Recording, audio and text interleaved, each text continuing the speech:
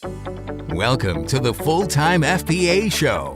In each episode, it's our goal to help you turn part-time hours into a full-time income selling almost anything on Amazon. And now, your hosts of the show, Stephen and Rebecca Smotherman. Welcome to episode number 273 of the Full-Time FBA Show. Today, we're going to talk about the number one Amazon reseller fear. We're not just going to talk about that. We're going to also talk through how to overcome it. And to talk with us about this topic today is my co-host and wife and best friend. And the list goes on. Rebecca, how you doing? I'm good. I thought you were going to try to put something in there about how you're afraid of me or you're not afraid of me. I don't know. You always try to tie in your intro to the topic somehow. So I'm disappointed in you. I didn't even think about that. Well, good. I'm glad. I'm glad I don't strike fear in you. Yes. All right. Well, let's get to it.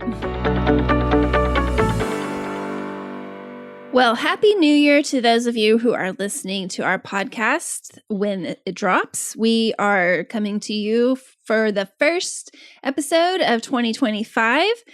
And many of you do listen as we drop the episode. So we hope your new year is off to an outstanding start. And for those of you who are catching up on previous podcast episodes and you happen to be listening to this in May or July or some other time than January 2025, well, happy new day to you, I guess.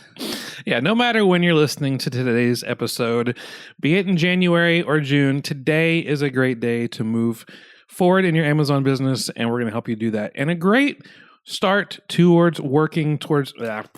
And today is also a great day to start moving forward in your Amazon business to overcome the number one Amazon reseller fear. Yeah, in the past on the Full-Time FBA Show, we like to talk about overcoming different Amazon FBA reseller fears in October because you know that October is the spooky Halloween focus time. But as the new year's just getting started, we wanted to help our listeners overcome the most common Amazon reseller fear. And honestly, one of the biggest fears for any hopeful entrepreneur who's wishing to make good money running their own business. And that fear we're going to walk you through overcoming today is the fear of failure. The fear of failure, it's the worst. In fact, an intense fear of failure is called atychiphobia. People with this fear may avoid activities or scenarios that could potentially lead to failure.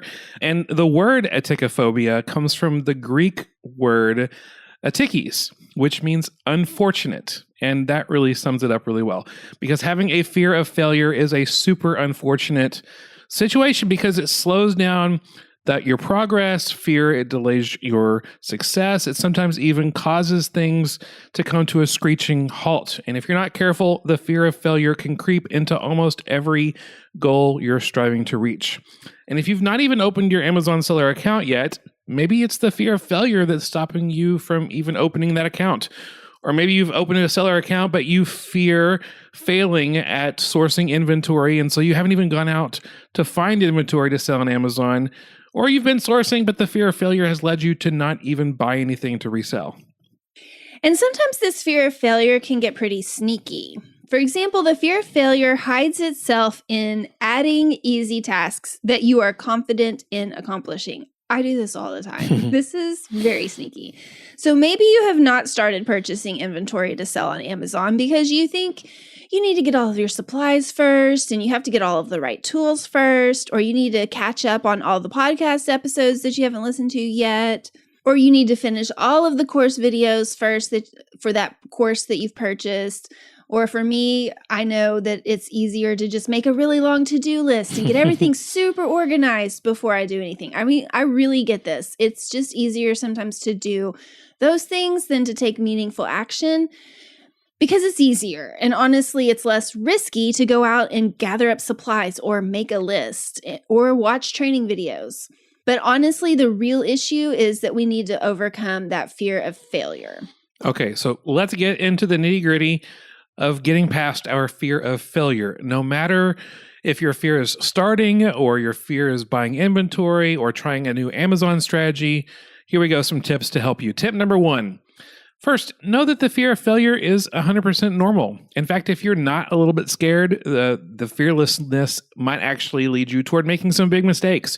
Fear is a God-given feeling that has the purpose of protecting you. Like if a huge tiger slowly walked into the room right now, I'd be fearful, and I should be. But sometimes our fears, especially when it comes to the fear of failure, sometimes greatly overshadows the outcomes of what might actually happen if things don't go well. Back to the tiger example, because it's fun. If a tiger unexpectedly walked into the room, I should experience that feeling of fear. But if I had a friend who owned a tiger and told me it was harmless, and the tiger, his name was Fluffy, was about to walk into the room, well, I mean, I'd still be fearful. In fact, it would take a long time before I would not feel fear when Fluffy the tiger walked into the room. But when it comes to opening a reseller account on Amazon or buying inventory to sell on Amazon, I can remind myself that my life is not at stake with the outcomes of these decisions. Right. I am still afraid of the tiger, even though he's called Fluffy. I mean, that doesn't change it at all. But yeah, your life is not at stake in the same way it would be as sitting in a room with a tiger, whether its name is Fluffy or not. So basically, what you can do in a situation where you notice that you have this fear is ask yourself, what is the worst that could happen if I fail? What's the worst that's going to happen? Am I going to die? Or if I find an item to sell on Amazon and I spend $10 on that item, what's the worst that could realistically happen? It could not sell and I would lose $10. Or let's even think even worst case scenario. I find an item to sell on Amazon, I spend $10 on the item, then maybe the customer claims the item is a counterfeit and my seller account gets a ding on it. But most of your fears, even in that, have an answer. For this one, you can send Amazon the receipt to prove that the item is not a counterfeit. You've got something to follow through and do, even if you, quote, fail. Yeah, because most of the time, it's not the worst case scenarios that we are fearing. Our biggest fear when it comes to failure is the failure itself. I mean, if we fail at something, we can sometimes internalize that fear and think that we are failures. That is not something that anyone wants. So how can we get past that? And that leads us to our second point today, which is that failure is a normal part of the learning process. Nobody wakes up on day one of any type of venture and is all of a sudden an expert. And that includes selling on Amazon. Nobody wakes up their first day as an Amazon seller and is just a complete success at it, making lots of money and having no issues whatsoever. So look at it from the right perspective. So for another example, does a baby just start walking right after it's born? No, it needs time to work up the muscles to move and eventually roll over, even hold up its head. And then it can start to have more time. And then after more time, it will start crawling and then standing. And then finally, they'll be able to take one step, then two steps. It's a process, and it takes many failures before walking becomes second nature. And no parent ever scolds their little child when they fall down after taking the first step. They don't say, oh, you big failure, you fell over. No, they celebrate the progress because it was one step, and it was the first step, and it was amazing. Absolutely. And we need to have the same kind of patience with our own progress for the goals that we're looking to achieve. I mean, take one step and celebrate. If you fall down right after that, get back up again and try again. And this leads us to tip number 3, reframe failure into a learning experience. Instead of viewing failure as a negative outcome, try to see it as a learning experience. And this reminds me of the Zig Ziglar quote that my dad always requotes: failure is an event, not a person. Don't internalize the failure and come to the conclusion that you are a failure, because failure is an event, not a person. That is so important because so many of us, I think, have internalized that. I am a failure. No, you're not. You might have failed at some things or experienced some failure, but you are not a failure. So you have to know that reframing failure into learning experiences is a huge step in overcoming your fear of failure. If you fall down, find out why you fell and just get back up and try again. If you purchased inventory to sell on Amazon and it doesn't turn out like you expected, then see if you can find out why you didn't experience the outcome you wanted and see if there's something you can learn from that experience. Lessons like don't buy so many of an item you're not sure it will sell quickly, Or I need to look at the price and sales rank history on Keepa and see if there are signs that the item was going to stop selling. Or maybe there's no lesson to learn here. Sometimes things just don't work out like I expected them to, and I never could have predicted this. Yeah, those really stink, but they happen. Where it's like, I don't know what happened, but I just need to move on. There's not a lesson to learn. Don't focus so hard on trying to find that lesson that you waste time and basically you're stalling, and because you're still fearing that failure and not moving forward. If there's not a quick lesson to learn, just move forward and keep going, because failing at something, even though it sucks, doesn't mean that that's the end of the story. There's almost always a lesson to take with you when it comes to every instance of failure. Sometimes the lesson is to not set as big of a goal the next time. For example, maybe you have the goal of making $1 million your first year of selling on Amazon. And maybe the lesson here is to be more realistic with that goal. Maybe the goal of $1 million, maybe it's possible, but first maybe break down those big goals into smaller, more manageable goals, and then focus on those smaller, realistic goals if they're still realistic. That will lead you toward making your overall big goal. So with this being the new year, you might already be very goal-oriented right now, and you've been thinking of setting some big goals for your Amazon business. And making $1 million in a year is not impossible, like Steven said, but maybe it's not the goal that you need to have right now. Not everybody's going to have that as a goal. So we have a few beneficial podcast episodes that will help you specifically with setting Amazon goals. We're not going to go over all of the details of that right now, but you can look at episodes 64, 170, and 221. We're going to have all of those links for you lined up in the show notes for today's episode, which you can find at fulltimefba.com/273 for this episode. And speaking of overcoming fears, Rebecca, do you remember the reality TV show called Fear Factor? I remember it. I was not a fan of it. That's not really your thing. It's not my thing. Yeah. First debuted in 2001, for those of you who are listening. And the show took many of the world's biggest fears and made the contestants face their fears on TV, like facing their fear of heights by doing window cleaning downtown on a New York skyscraper, which, Rebecca, I know you would love. Yeah, that would be just absolutely my favorite. Why would you do that to yourself?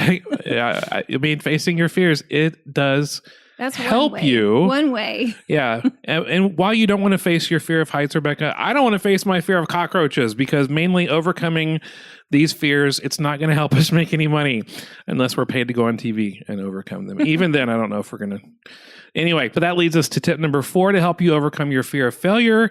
Face your fears by taking small steps forward. Take small steps forward and remind yourself that failure, especially at the beginning, is normal. And that if you fail, there's going to be valuable lessons learned. And if you fail, there's going to be valuable lessons learned in the process. And then just keep taking that next step forward. Take one step after another. In fact, the lessons that we learn from our failures actually stick with us better than just learning those lessons from reading a book or listening to a podcast, although it is a really good thing to do to listen to a podcast and learn. But there are some things that you just cannot learn unless you experience it yourself. Yeah. And in fact, one time this was a failure of mine, I accidentally sold a really expensive Lego Minecraft set at a super low price because I accidentally priced the Lego set that I was selling on Amazon at my buy cost, not the price I wanted to sell it for. And Ouch. So this was Q4 many years ago when I sourced a Minecraft Lego set for $19.99. And it was like right when Lego Minecraft debuted. And it was selling on Amazon for almost $100. So after Amazon fees, I was going to take home about $65, $70 in profit. But I accidentally priced that Lego set on Amazon for $19.99, which after fees, I totally lost money on this sale when I could have taken home a profit. And that was a painful fail. But guess what? That pricing mistake has never happened again. That lesson was learned, and I have not repeated that mistake ever. And unless you don't learn from your failures and just keep making the same mistakes over and over again, Amazon's not going to shut your Amazon account down just for making one or two mistakes. They know new Amazon sellers are going to mess up from time to time. They are looking to see if you're learning from your mistakes. If you learn from your mistakes and don't keep repeating them, those are Only the repeated mistakes are the ones that Amazon is going to come down hard on. So honestly, there's nothing to fear as long as you do your best, learn from your mistakes, and just keep pressing on. So if you're experiencing the fear of failure when it comes to starting an Amazon business, or maybe you are a little bit scared about finally committing 100% to really making your Amazon business work, then maybe the Full-Time FBA coaching program is right for you. We offer a 6 and a 12-month program that includes multiple full-time FBA courses along with bi-weekly coaching calls with me every other week to help get you the knowledge that you need, help you get the direct answers to all of your questions, and really get you motivated to accomplish the goal of making a full-time income selling on Amazon.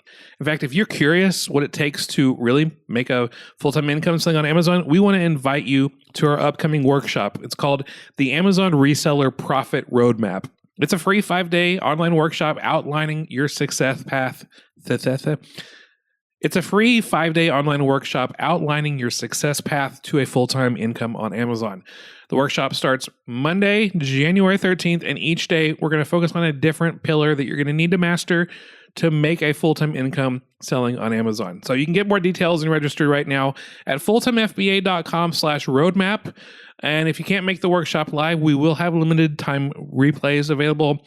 But if you are there all 5 days of the workshop live, you're going to have a chance to win an Amazon FBA starter pack of select tools and supplies valued at over $250.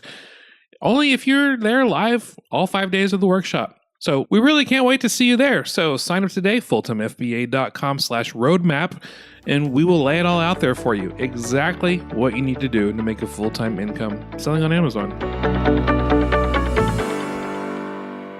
Thank you so much for joining us today for our first episode of the new year at Full-Time FBA. You can find the show notes of this episode at fulltimefba.com/273, along with all of the links we mentioned in this episode. fulltimefba.com/273, because this is episode number 273.